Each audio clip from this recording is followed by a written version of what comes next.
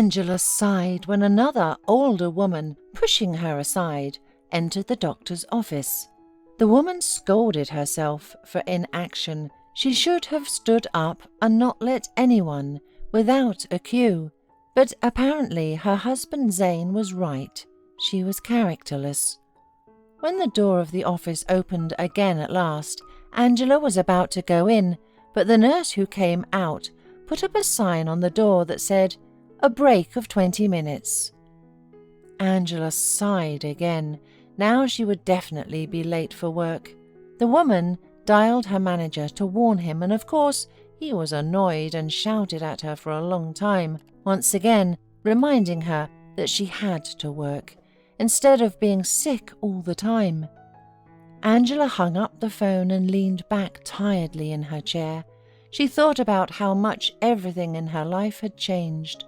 Her colleagues looked at her sideways at work because she was sick more than she worked. Her husband moved into a separate room and began to reproach and bully her. Only her son Nolan always comforted her and helped her forget about her illness. When Angela met Zane, Nolan was 2 years old. Then Zane proposed to her, and Angela worried about how the boy would react. It was impossible to say that Zane loved the child, but he treated him well, never raised his voice, often gave gifts, and Angela made up her mind. But that was 5 years ago, and now everything had become different. Angela began to get sick often, and over time she realized that her husband was no longer interested in her.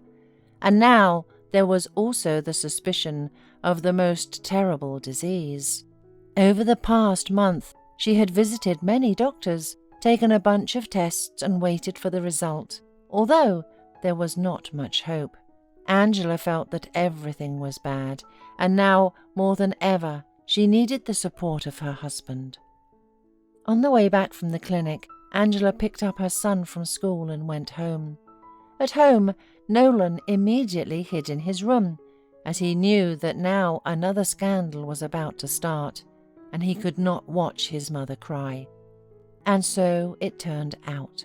Zane yelled at his wife, showering accusations and blames. "I'm so fed up with all this. I want a normal wife, not one who smells of medicine and is constantly ill." Angela tried to calm Zane down, but he didn't want to hear anything, and accusing her of being worthless again, left, slamming the door. Angela knew that he would not come today. It seemed to her that her husband had already had another woman, and he deliberately arranged these scandals to leave the house more often, while she really needed his support right now. The next day, Angela could not stand it and called Zane to ask if he was coming home today. In an almost pleading voice, she tried to explain to her husband how much she needed him now, but she ran into a wall of indifference and rudeness. "Angela, stop whining. It's disgusting to listen to you. I've been thinking a lot, and I realized that I really don't need your problems. Solve them yourself," Zane said sharply and hung up. Angela cried again. After work, Angela went to the hospital to find out the results of her examination. Her fears were confirmed. The doctor told her about the long treatment period, maybe a year or more, but he was not sure if she would ever recover. "You and your family will need courage and patience over the next year, and believe in my experience.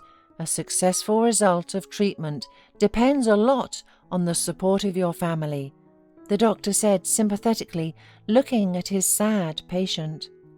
Angela left the clinic, almost unbearable to see anything in front of her because of the tears. She was faced with a dilemma and did not know what to do now. Telling Zane about the disease is impossible, and if not to be treated, then Nolan will remain an orphan. She had no parents and no one to help her. Suddenly, a car honked in front of her. Angela shuddered and saw a man jump out of the car, run up to her, and hug her. Angela, is that you? It can't be. Bruce? Yes, it was him, Bruce, her classmate and first love, who, to Angela's great regret, had always treated her only as a friend, and she, therefore, never told him about her feelings.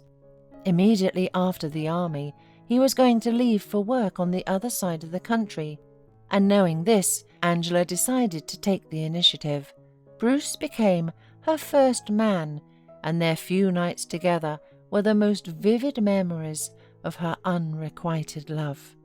Angela, you just have to have coffee with me right now and tell me how you're doing. Angela smiled and agreed.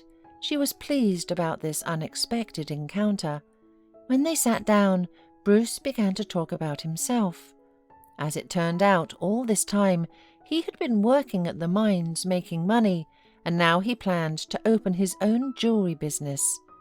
After finishing his story, Bruce eagerly asked Angela to tell him about herself.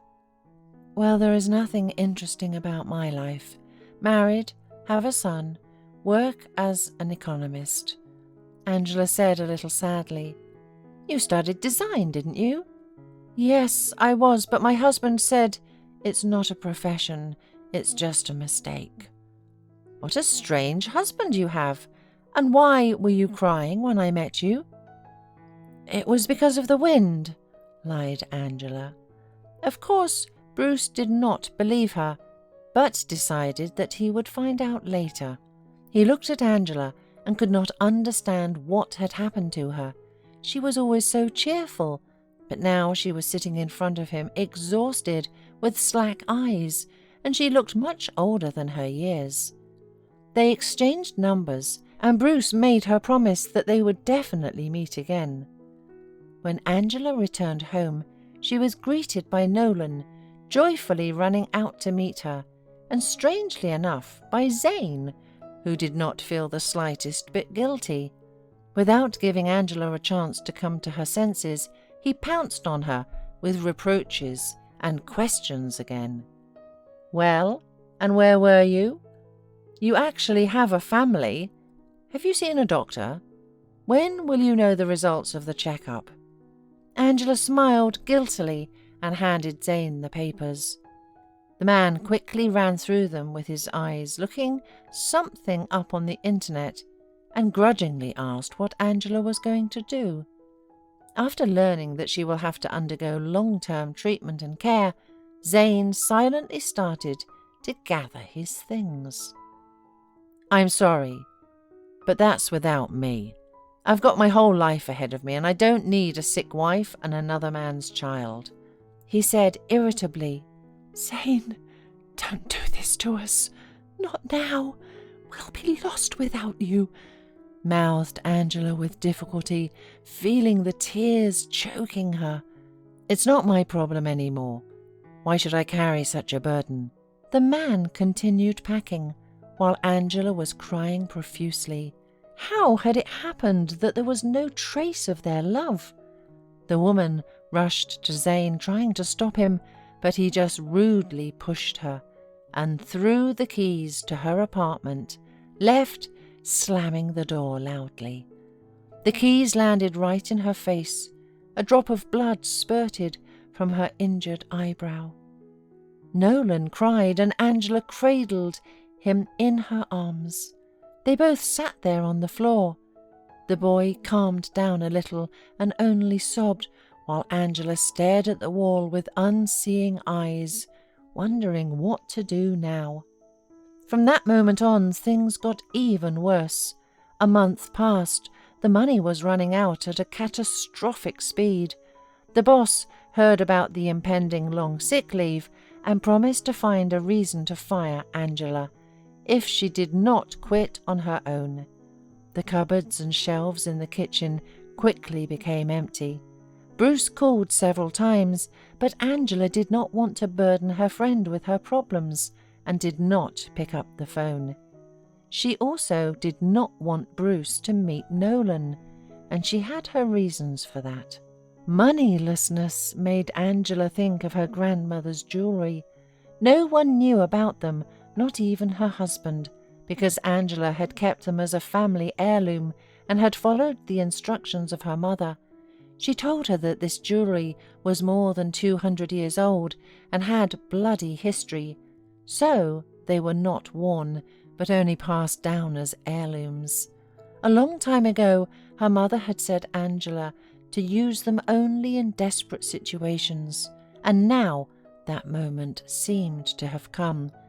The woman knew that the jewellery was expensive, but she had no idea how much it cost, so she decided to find out first.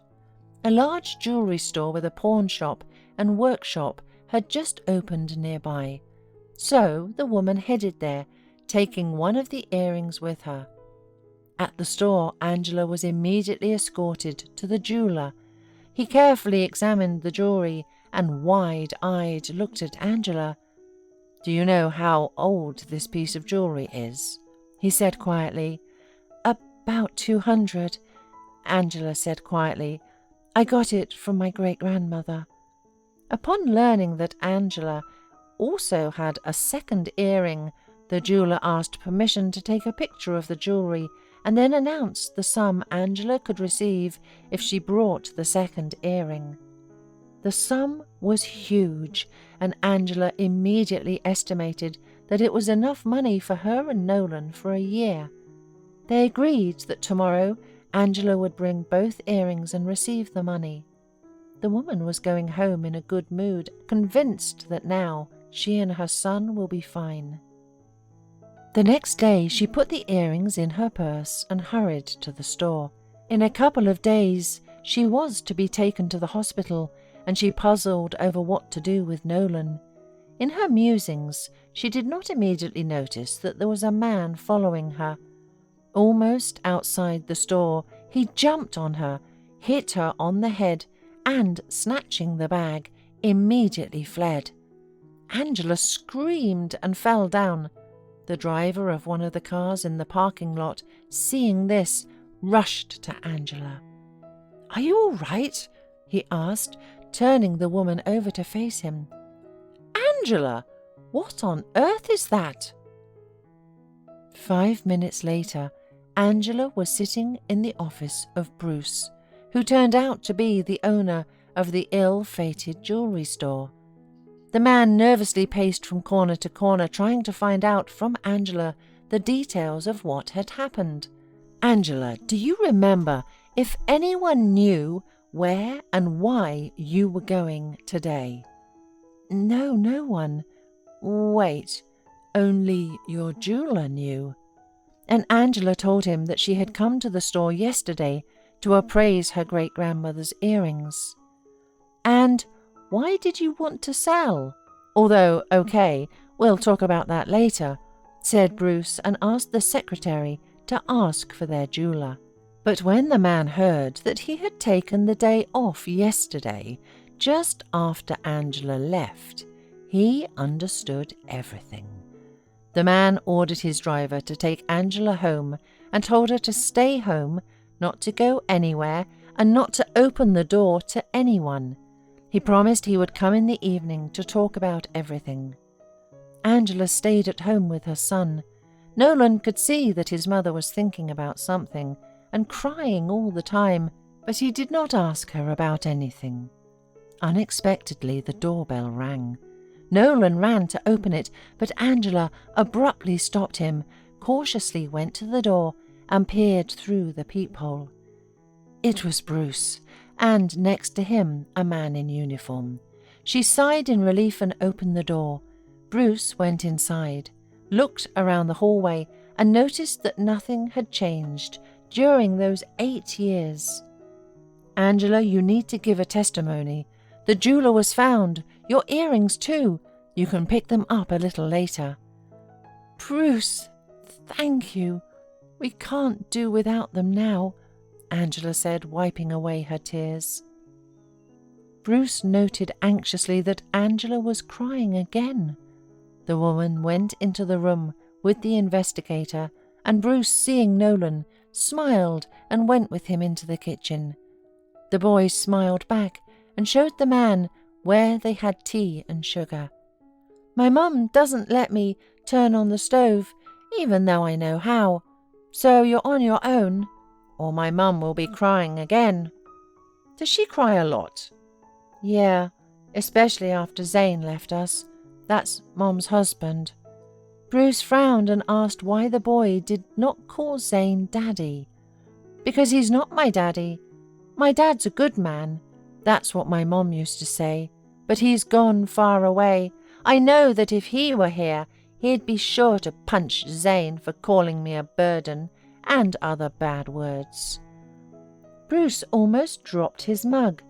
Now he was sure that something terrible was going on in Angela's life, and the desire to clarify everything became even stronger. After a glance at the empty shelves and learning from Nolan that his mother was always sick and they had no money at all, Bruce picked up the boy and they went to the grocery stores. When they returned, Angela met them in the hallway. "What's this?" the woman asked confusedly, nodding at the bags of food. "Did you decide not only to starve yourself, but also the child? Why didn't you tell me anything? And why didn't you pick up the phone?" Angela was silent and then went to cook dinner. When they all finished eating and Nolan went to bed, Bruce poured a coffee for himself and Angela, and sitting across from her, demanded to tell him everything at last. And Angela told him everything, how she had met Zane, how she had fallen ill, and about betrayal. She did not hide the fact that she had run out of money, and that soon she would have to go to the hospital, and the child had no one to leave her with. She had no relatives or friends left. Her husband had banished all of them. The words flowed out of her in a torrent, and when she'd finished her confession, Bruce was quiet for a while. Then, in a tone that would not accept objection, he ordered Angela to pack her things and move with Nolan to his place, at least for the period of treatment. Bruce had a large house and a housekeeper who could look after the boy when he himself would be at work. Angela wanted to protest, but when she saw how serious Bruce was, she suddenly couldn't stop herself and hugged him. "Thank you. Everything is so easy when you're around." Bruce's consciousness clouded over. He hugged Angela and thought about how he had always loved her, even though Angela had always treated him as a friend. All these years he remembered their nights and could not understand why she had given him such a gift. He had never mentioned his feelings, knowing that it was unnecessary because they were just friends. When Angela went to the hospital, Bruce tried to entertain Nolan, who missed his mother. One weekend they went to the water park and the boy was absolutely delighted. They were having a riot in the water, like little kids, and when Bruce noticed an unusual spot on Nolan's shoulder that looked like a birthmark. "What have you got there, Nolan?" "Oh, it's a birthmark. Mom says it's just like Daddy's." Bruce felt himself getting covered in icy sweat. "And how old are you?" After hearing that the boy was 8 years old, Bruce wondered, and then decided that he was going to have a serious talk with Angela today. When Bruce entered the ward, Angela immediately asked him about Nolan. "He'll visit you later, Angela. We need to talk about what happened almost 9 years ago," he muttered glumly. "When were you going to tell me everything?" "Never. You didn't love me, so I took a piece of you, and I wasn't going to impose on you." "What a fool you are," exclaimed Bruce. "It was you who didn't see how much I loved you." Angela looked stunned at Bruce and finally realized how wrong they both were. "I think we're both fools," she said, and cried with happiness. The company where Zane worked was doing poorly, and this had a big impact on the salaries of all their employees. But the job situation in the city was difficult, and there was simply no point in looking for a new one. And yesterday the employees were told that the company had been bought, and a meeting was scheduled today to introduce the new owner. Few people were happy about this turn of events. People did not expect anything good from the woman in an executive role. Most of all, they feared that she would fire all of them. And now Zane was sitting in the buzzing hall, waiting for the meeting and thinking about his own life again. The uncertainty was exhausting and frightening him, but on top of that, his girlfriend Melanie once again rolled him a scandal. The woman was out of her mind with envy that her friend's husband had brought her a car, and she, the unfortunate one, had nothing from Zane. He and Melanie had been together for 3 years, but he remembered Angela more and more often, and thought that perhaps he had been too hasty. He had never done his own laundry and cooking during marriage with Angela. Unlike her, Melanie constantly refused to do the housework, excusing herself with fatigue. Yet he lived much better with Angela. Thinking about his ex-wife, Zane thought that she most likely passed away long ago, and her son had probably been taken to an orphanage. It was doubtful that this weak woman had the strength and money to recover. People in the hall moved, and Zane saw that a young, beautiful woman, most likely the new boss, came on the stage. He looked appraisingly at her beautiful figure, stylish suit, and elegant high heels, and when he shifted his gaze to her face, he couldn't believe his eyes. It was Angela. At first he thought he was mistaken, but when the woman began to speak, he realized that it was exactly she. Zane could not understand how a sickly grey woman could become a confident, successful businesswoman. Zane did not listen carefully to what Angela was saying, but he saw that people were asking her questions, and she was answering them confidently.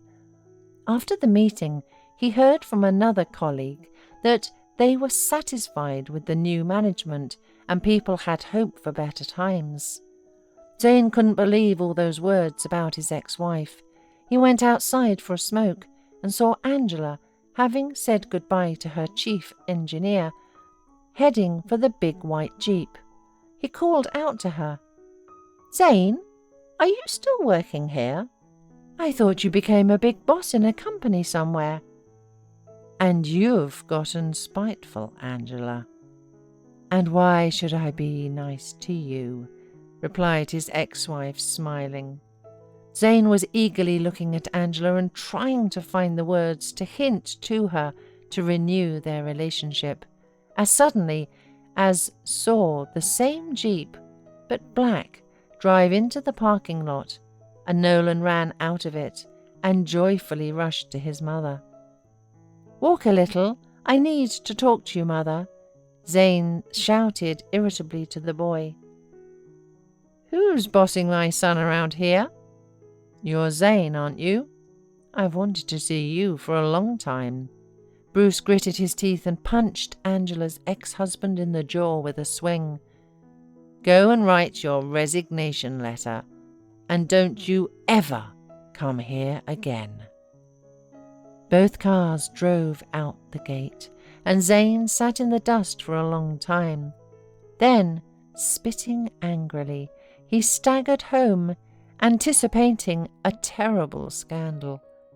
Though now without a job, his girlfriend hardly needed him at all.